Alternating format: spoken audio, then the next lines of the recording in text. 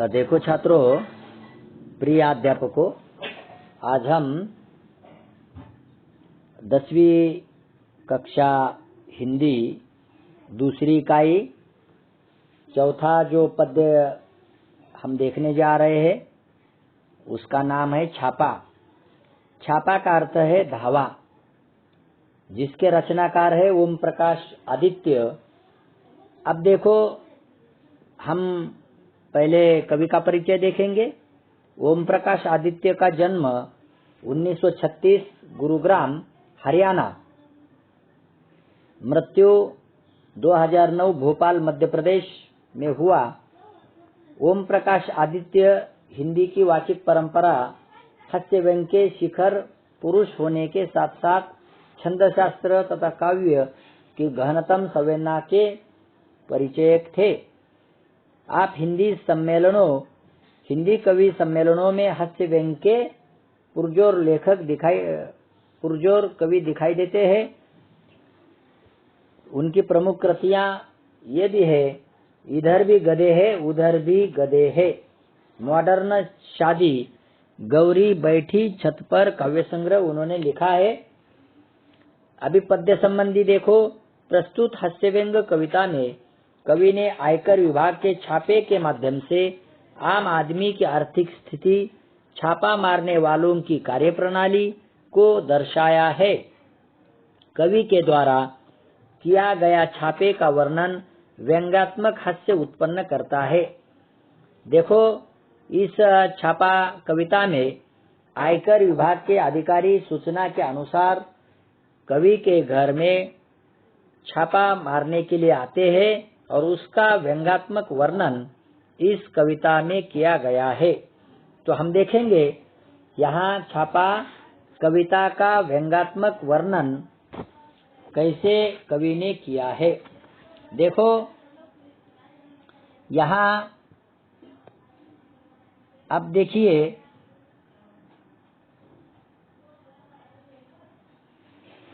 मेरे घर पर छापा पड़ा, छोटा नहीं बहुत बड़ा। वे आए घर में घुसे और बोले सोना कहाँ है। मैंने कहा मेरी आंखों में है, मैं कई रात से नहीं सोया हूँ।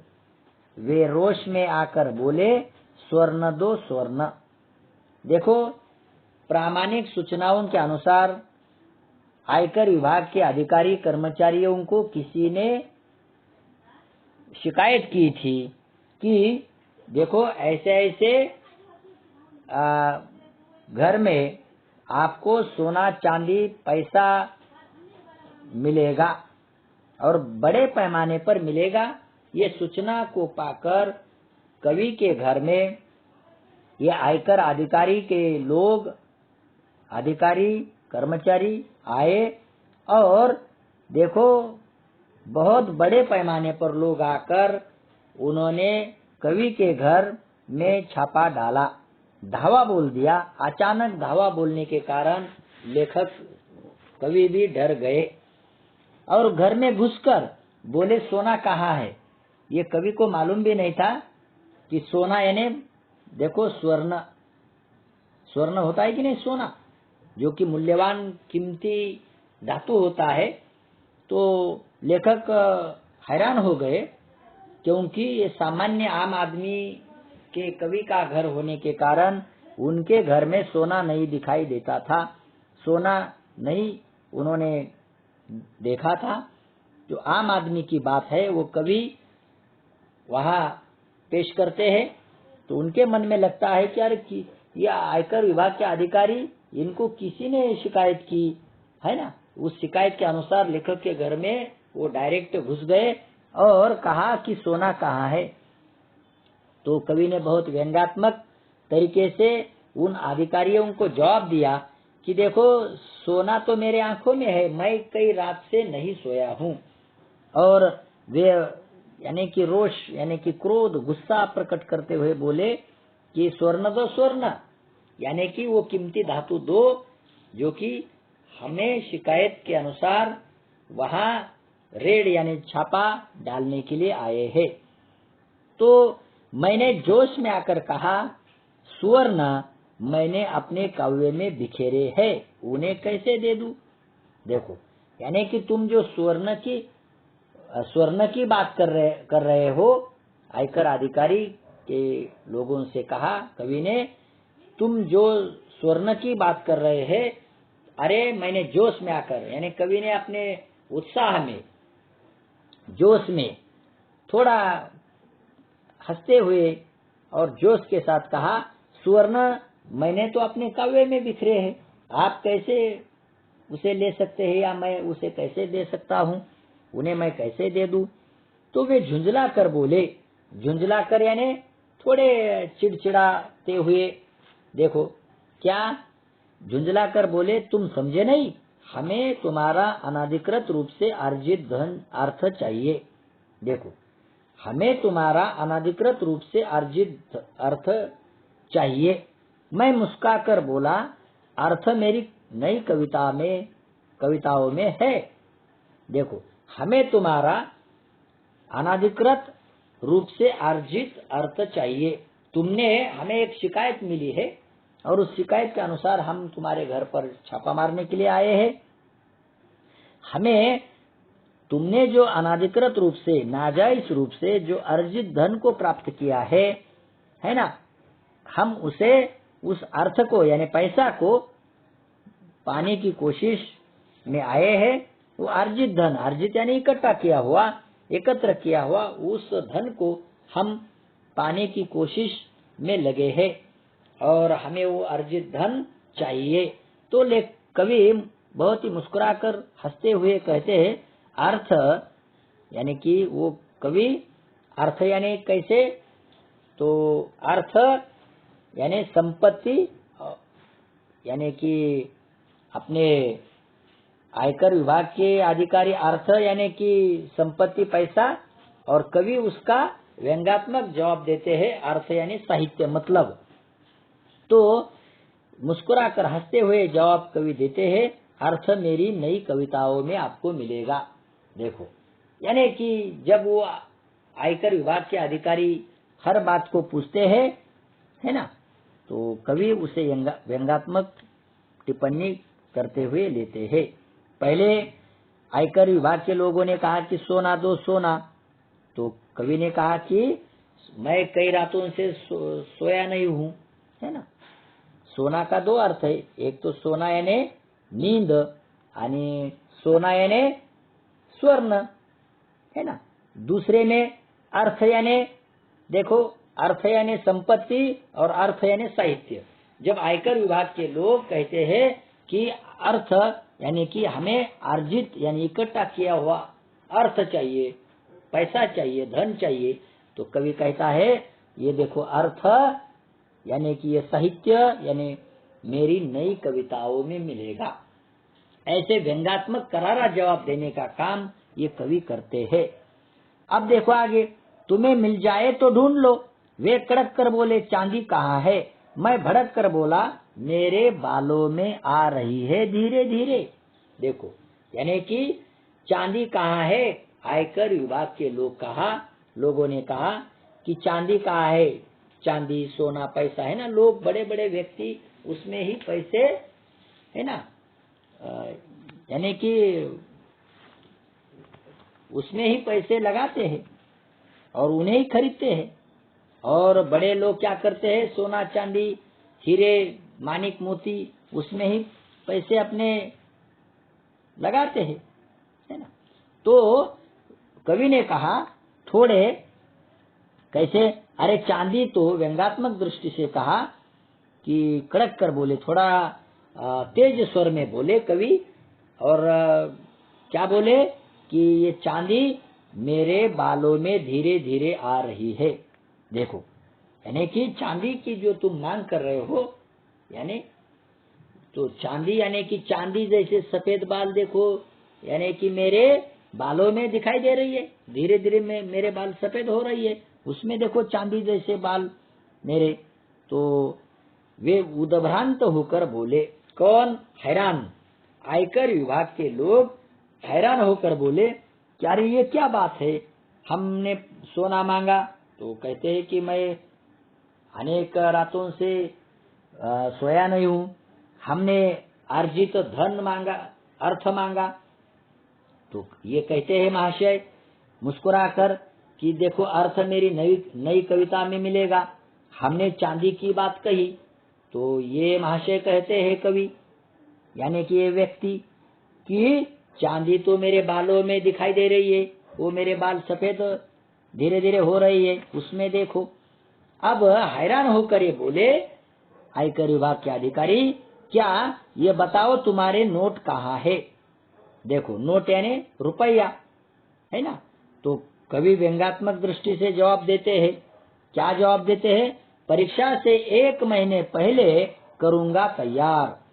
देखो तुम जो नोट की बात कर रहे हो, रुपया पैसे की बात कर रहे हो, तो कवि उसे व्यंग्यात्मक दृष्टि से लेते हैं और उस अधिकारी को कहते हैं कि परीक्षा से 1 महीना पहले मैं उस नोट को तैयार करूंगा। यानी नोट यानी टिप्पणी है ना। जैसे कि हम कोई इम्पोर्टेंट टिप्पणी तैयार करते हैं, नोट तैयार करते हैं, है ना, और उस नोट का लाभ हमें परीक्षा के पहले होता है। वैसे यानी कि कवि अधिकारी लोगों को देखो ये बात बहुत ही हंसते हुए कहते हैं। आगे देखिए, वे गरज कर बोले, कौन? वे यानी आयकर विभाग के लोग। हमारा मतलब आपकी मुद्रा से है। देखो हमारा मतलब आपकी मुद्रा से है। तो मैंने कहा, क्या कहा? लरज कर यानी कांपना, भयभीत होना। जब आयकर विभाग के लोगों ने कहा, क्या कहा? हमारा मतलब तुम समझे नहीं है, आपके मुद्रा से है। मुद्रा यानी पैसा। तो ये कवि महाशय क्या कहते हैं, ओम प्रकाश आदित्य जी, कि मुद्राएं आप मेरे मुख पर देख लीजिए। देखो तुम जो मुद्रा ये की भाव बात कर रहे हो मुद्रा की, तो मुद्राएं मेरे चेहरे पर देख लीजिए। मुद्रा यानी भाव और मुद्रा यानी पैसा। तो कवि व्यंग्यात्मक दृष्टि से उस अधिकारी के सामने अपने भाव को समझाने की कोशिश करते हैं। तुम जिस मुद्रा की बात कर रहे हो, वो मुद्राएं मेरे चेहरे पर देखो। देखो, और तुम्हें लगता है क्या कि मेरे पास, मेरे घर में ऐसा अनाधिकृत रूप से कमाया हुआ अर्जित धन तुम्हें मिलेगा? तो आप अगर मिलता है तो ले लीजिए। लेकिन व्यंग्यात्मक दृष्टि से आम आदमी की बात अधिकारी के सामने रखने की कोशिश करते हैं कवि। अब देखो, वे खड़े होकर कुछ सोचने लगे। देखो, फिर शयन कक्ष में घुस गए और फटे हुए तकिए की रुई नोचने लगे। देखो, यानी कि नोचने लगे, उस तकिए को झटके से खींचना। तो खड़े होकर सोचने लगे, अरे क्या बात है, हमें प्रामाणिक सूचना किसी ने दी थी कि इन लोगों ऐसे, देखो ये कवि महाशय के घर में, यानी कि तुम छापा डालो, तुम्हें बहुत इकट्ठा किया हुआ अनाधिकृत रूप से जमा किया गया, नाजायज रूप से जमा किया गया तुम्हें धन, पैसा, नोट, रुपए मिलेगा। तो वे सोचने लगे और फिर शयन कक्ष में घुस गए। कवि के शयन कक्ष यानी बेडरूम, जहाँ कवि सोते थे, वहां वे घुस गए और फटे हुए तकिए की रुई नोचने लगे। देखो, कवि के घर में बेडरूम में फटा हुआ तकिया था, उस रुई को नोचने लगे। क्यों रुई को नोचने लगे? क्योंकि उस अधिकारी को लगा कि लोग न जाने कहाँ कहाँ रुपए, पैसा, सोना छिपाते हैं, इसीलिए फटे हुए तकिए की रुई नोचने लगे। देखो, अब उन्होंने आगे इतना ही नहीं, लेकिन टूटी अलमारियों को भी खोला। देखो, कवि की उस शयन कक्ष में टूटी अलमारी थी, उसको भी खोला। रसोई घर में गए, वहां भी पीपियों को टटोला। पीपिया यानी लोहे के बने छोटे पात्र, जिसमें हम अनाज रखते हैं, तो उसमें वो जो अनाज रखा था उसको भी टटोला, उसमें भी देखा झांक कर कि इसमें छिपा है या नहीं, छिपाया है या नहीं। टूटी अलमारी, अलमारी भी अच्छी नहीं थी, जिसको हम कपाट कहते हैं, वो अलमारी सही नहीं थी, अच्छी नहीं थी, ठीक ठाक नहीं थी, टूटी फूटी थी। उसको भी खोला और उसमें भी वो विभाग के अधिकारियों ने देखा। लेकिन आगे क्या होता है, बच्चों की गुल्लक तक देख डाली, पर सब में मिला एक तत्व खाली। देखो इतना ही नहीं है, आयकर विभाग के कर्मचारियों ने, अधिकारियों ने देखो मेरे बच्चों की गुल्लक तक देख डाली। गुल्लक यानी जहाँ छोटे बच्चे क्या करते हैं कि उसमें वो मिट्टी का पात्र होता है, बर्तन होता है, उसमें छोटे बच्चे क्या करते हैं, अपना पैसा जमा करते हैं, गल्ला जिसे मराठी में कहते हैं। उस गुल्लक को भी देख डाला कि, और जहाँ अनेक रसोई घर में जाकर पीपियों को टटोला, टूटी अलमारियों को खोला, फटे तकिए की रुई को नोचने लगे, लेकिन आयकर विभाग के लोगों को वहां कुछ भी नहीं मिला। देखो आगे क्या होता है, पर सब में मिला एक तत्व खाली। देखो तत्व खाली यानी कि कुछ भी नहीं मिला, केवल आगे देखिए, केवल सब में मिला एक तत्व खाली, कनस्तरों को मटकों को ढूंढा, सब में मिला शून्य ब्रह्मांड। कनस्तरों को टीन का पीपा यानी पतरे का, तो मटकों को मिट्टी का घड़ा।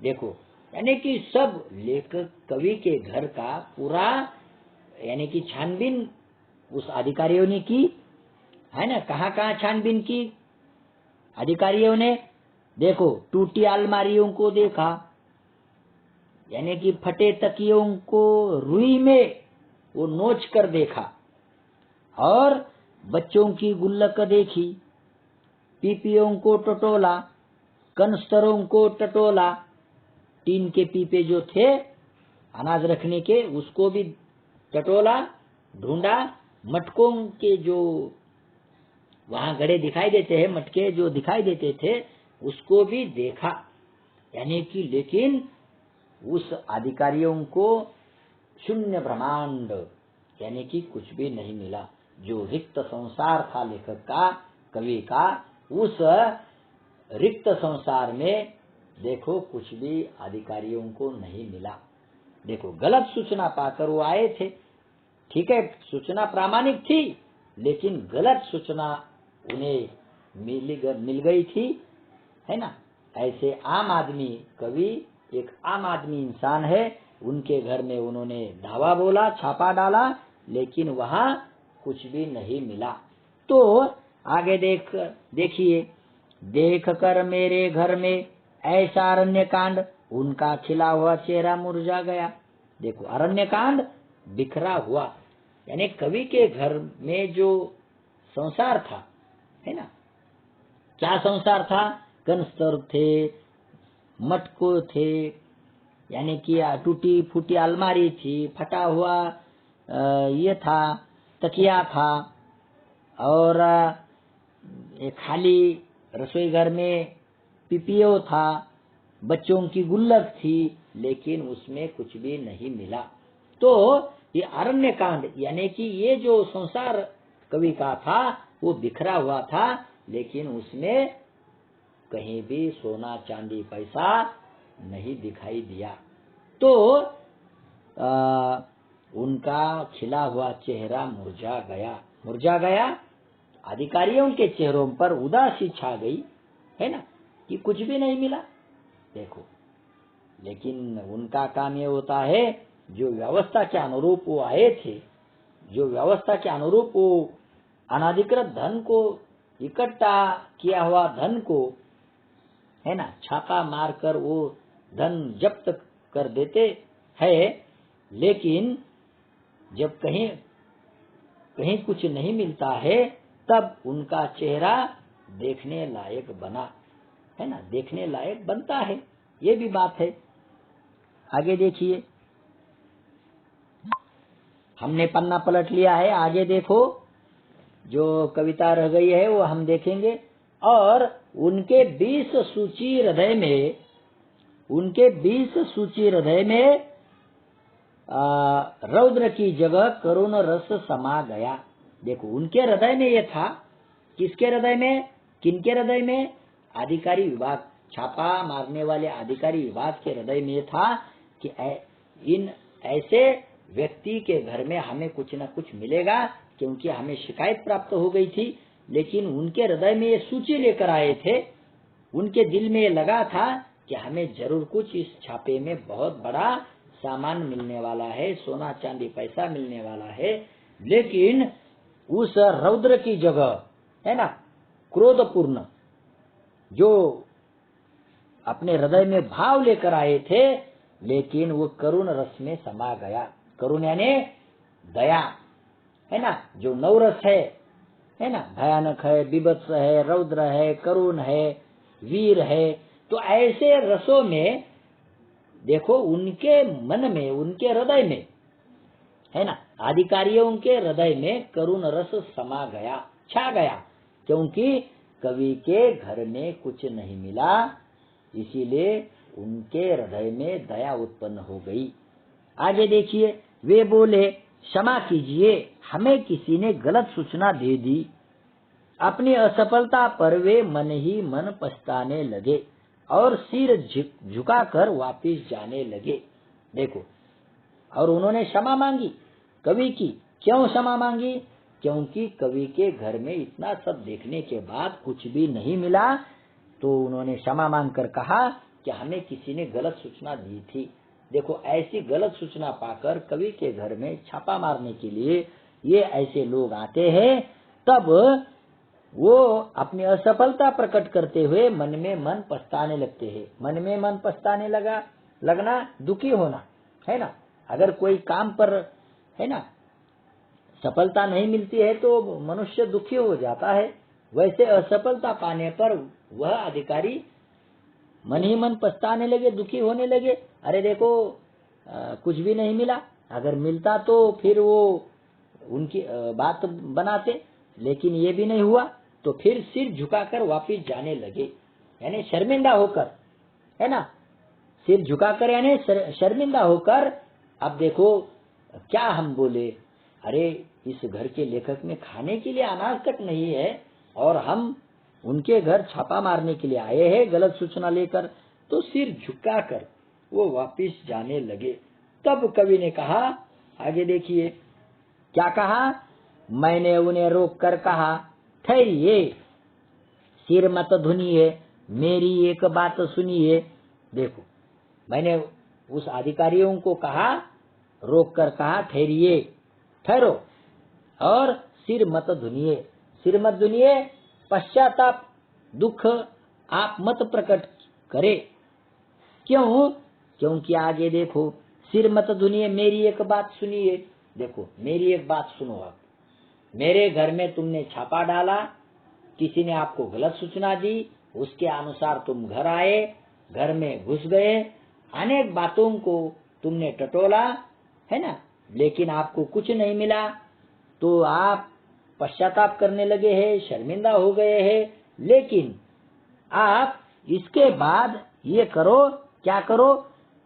आगे देखिए, कवि कहते हैं, मेरे घर में अधिक धन होता तो आप ले जाते, अब जब मेरे घर में बिल्कुल धन नहीं है तो आप मुझे कुछ देकर क्यों नहीं जाते? सही बात कवि ने कही है कि अगर आप मेरे घर में छापा मारने के लिए आए हैं, तो अगर धन मिलता मेरे घर में, कुछ अनाधिकृत रुपए पैसा सोना चांदी मिलता, तो आप उसे मुझे बताए बगैर या मुझे कहे बगैर ले जाते, है ना, आप उसे जब्त करते, ले जाते, है ना। लेकिन जब मेरे घर में कुछ रुपए चांदी सोना पैसा नहीं मिला है, तो आप मुझे कुछ धन क्यों नहीं देकर जाते? मुझे देखो, कुछ मिला नहीं है तो मुझे कुछ धन क्यों, पैसा क्यों नहीं देकर जाते, क्योंकि मेरे घर में खाने के लाले पड़े हैं और आप छापा मारने के लिए आए हैं। ये ऐसी कैसी तुम्हारी व्यवस्था है, कैसा तुम्हारा प्रबंध है ना। तो आगे देखिए कवि क्या कहते हैं, जिनके घर में सोने चांदी के पलंग और सोफे हैं उन्हें आप निकलवा लेते हैं। सही बात है, बहुत अच्छी बात है, निकलवा लीजिए। देखो ऐसे भी लोग हैं समाज में, है ना, कि जिनके घर में सोने चांदी के पलंग है उस पर लोग सोते हैं, इतने बड़े व्यक्ति है होते हैं, है ना। आप उसे निकलवा लीजिए ताकि उन्हें इतना धन जमा करने का अधिकार भी नहीं होता है, उसे निकलवा लीजिए। बहुत अच्छी बात कर रहे तुम। लेकिन जिनके घर में बैठने को कुछ भी नहीं होता है उनके यहाँ कम से कम एक तख्त तो डलवा दीजिए। देखो जिनके घर में कुछ बैठने के लिए नसीब नहीं होता है ना, उनके घर में एक तख्त तो डलवा दीजिए, यानी कि एक लकड़ी का तख्त बैठने का, है ना, वो तख्त तो डलवा दीजिए। यानी कि इस कविता से हम क्या संदेश लेंगे कि जो लोग अधिक पैसा जमा करते हैं, इकट्ठा करते हैं, उनका तो अधिकारी लोगों ने छापे में जब्त करना ही चाहिए, है ना। उन्हें कोई अधिकार नहीं होता है लोगों का, समाज का ऐसा अनाधिकृत रूप से धन जमा करने का, इकट्ठा करने का।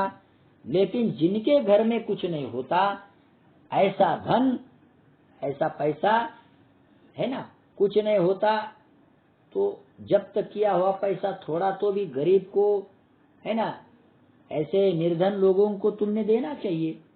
ऐसा भी तुम्हारा प्रबंध होना चाहिए, ताकि एक तख्त तो डलवा दीजिए, लकड़ी का तख्त भी जिसके नसीब में नहीं होता है आप उन्हें देने की कोशिश तो करते जाइए। देखो ये बात है, यानी कि यहाँ कवि हमें एक संदेश देते हैं कि नाजायज तरीके से कमाया हुआ धन को ले लेने, छापा मारना उन लोगों का अधिकार है। लेकिन जो गरीब है, भूखे है ना, जिनके पास कुछ भी नहीं है ना, उनके बारे में सोचना चाहिए और उन्हें कुछ सामग्री पेट भरने के लिए देनी भी चाहिए, उसकी व्यवस्था भी करनी चाहिए, है ना। ऐसे व्यवस्था करने वाले लोगों का काम है, ताकि इस प्रबंध से, इस व्यवस्था से जो गरीब लोग हैं, जो भूखे आदमी है, वो अपना पेट सुचारू रूप से भरेंगे, है ना। यानी कि पेट भरने की सामग्री तो उन्हें मिलेगी अगर थोड़ा धन दूसरों का दिया इन गरीब लोगों को। तो इन बातों से हमें पता चलता है कि कवि ने आयकर विभाग के लोगों को व्यंग्यात्मक दृष्टि से जो ताने मारे हैं वो सही है। और आजकल, है ना, गरीब आम आदमी का दुख, है ना, दुर्दशा इस कविता के माध्यम से कवि ने प्रकट की है, समाज के सामने लाने की कोशिश की है। तो मुझे लगता है ये कविता का जो अर्थ है, जो मतलब है ना, दिखाने की कोशिश मैंने की है। आपको समझ आया होगा। धन्यवाद।